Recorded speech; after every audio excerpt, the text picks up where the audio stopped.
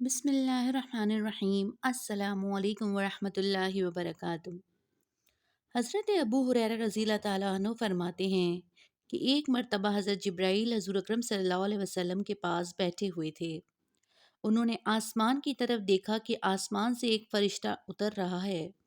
انہوں نے کہا، جب سے یہ فرشتہ پیدا ہوا ہے اس وقت تک اب تک یہ زمین پر کبھی نہیں اترا۔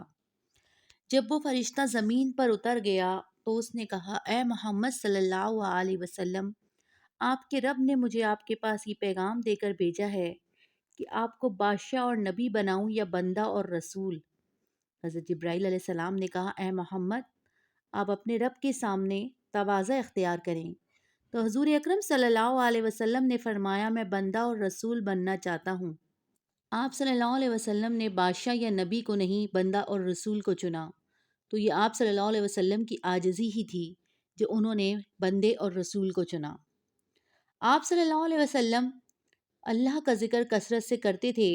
حضرت انس فرماتے ہیں کہ بیکار بات بالکل نہ فرماتے تھے، گدھے پر بھی سوار ہو جاتے تھے اور اون کا کپڑا بھی پہن لیتے تھے اور غلام کی دعوت بھی قبول فرما لیتے تھے۔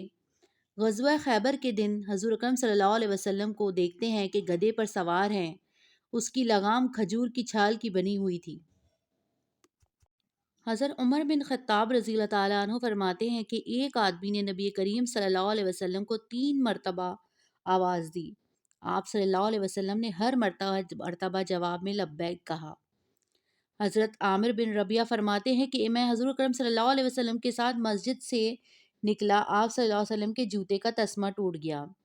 میں نے ٹھیک کرنے کے لیے آپ سے جوتی لی، آپ نے میرے ہاتھ سے جوتی لے کر فرمایا، تسمہ تو میرا ٹوٹا ہے اور ٹھیک تم کرو، اس سے فوقیت نظر آتی ہے اور میں دوسروں پر اپنی فوقیت پسند نہیں کرتا بلکہ میں سب کے برابر رہنا چاہتا ہوں۔ حضرت اسود رحمۃ اللہ کہتے ہیں کہ میں نے حضرت عائشہ رضی اللہ تعالیٰ عنہا سے پوچھا کہ جب نبی کریم صلی اللہ علیہ وسلم گھر تشریف لاتے تھے تو کیا کرتے تھے؟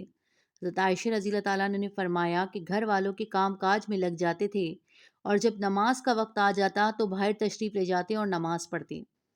حضرت ابن عباس رضی اللہ تعالیٰ عنہ فرماتے ہیں کہ حضور اکرم صلی اللہ علیہ وسلم اپنے وضو کا پانی کسی کے سپرد نہ فرماتے تھے بلکہ خود اس سے وضو فرماتے تھے، اور جب آپ صلی اللہ علیہ وسلم کو کوئی صدقہ دینا چاہتے تو خود دیتے تھے، اپنے ہاتھوں سے صدقہ کرتے تھے۔